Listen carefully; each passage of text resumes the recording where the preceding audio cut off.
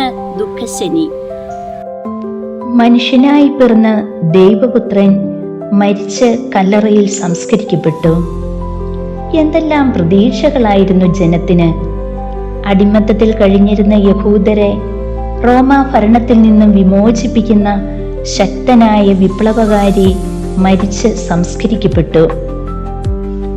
നിയമത്തിന്റെ താങ്ങാനാവാത്ത ചുവട് ചുമന്നവർക്ക്, ഫരിസേയർക്കെതിരെ ശബ്ദിക്കാൻ ധൈര്യമില്ലാതിരുന്നവർക്ക് ഒരു പ്രത്യാശയായി ഉദിച്ചവൻ മരിച്ച് സംസ്കരിക്കപ്പെട്ടു.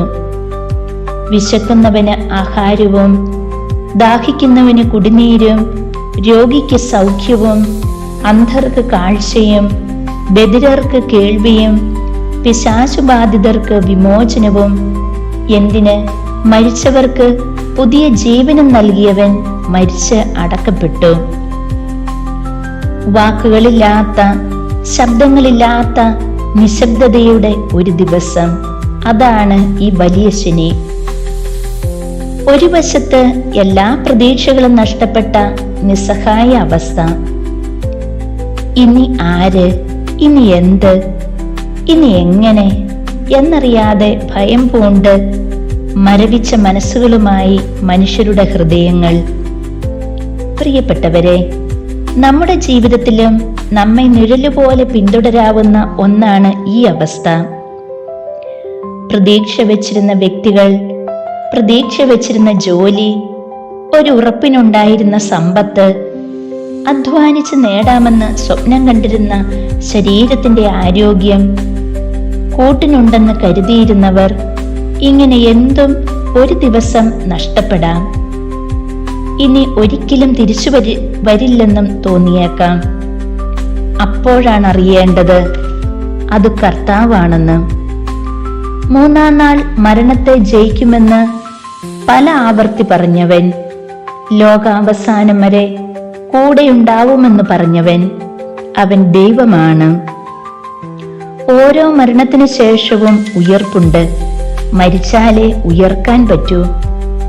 അതുകൊണ്ട് വിശുദ്ധ പൗലോസ്ലീഹ റോമാക്കാർക്കെഴുതിയ ലേഖനം 6-ാം അധ്യായം 3 മുതൽ 5 വരെ ഉള്ള തിരുവചന ഭാഗങ്ങൾ നമുക്കിപ്പോൾ ശ്രവിക്കാം.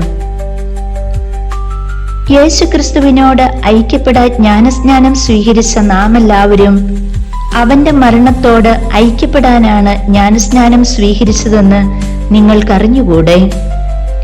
അങ്ങനെ അവന്റെ മരണത്തോട് നമ്മെ ഐക്യപ്പെടുത്തിയ ജ്ഞാനസ്നാനത്താൽ നാം അവനോടൊത്ത് സംസ്കരിക്കപ്പെട്ടു.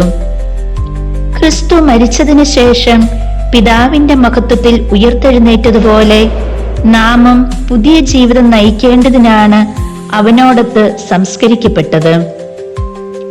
അവന്റെ മരണത്തിന് സദൃശ്യമായ ഒരു മരണത്തിൽ നാം അവനോട് ഐക്യപ്പെട്ടവരായെങ്കിൽ, അവന്റെ പുനരുത്ഥാനത്തിന് സദൃശ്യമായ ഒരു പുനരുത്ഥാനത്തിലും അവനോട് ഐക്യപ്പെട്ടവരായിരിക്കും. എല്ലാ ഇല്ലായ്മകളെയും നിറവാക്കി മാറ്റാൻ, എല്ലാ പാപാവസ്ഥകളിൽ നിന്നും നമ്മെ വിശുദ്ധീകരിക്കാൻ, എല്ലാ നിരാശകളും പ്രത്യാശയുള്ളതാക്കി തീർക്കാൻ, ഏതൊരു ബന്ധനവും പൊട്ടിച്ചെറിയാൻ, ഏതു മരണവും ജീവനാക്കി മാറ്റാൻ കഴിയുന്ന പൊന്നു തമ്പുരാനെ, ഞങ്ങൾ വിശ്വസിക്കുന്നു നീ കർത്താവാണെന്ന്. ഞങ്ങൾ ഏറ്റുപറയുന്നു നീ ദൈവമാണെന്ന്. ആമേൻ.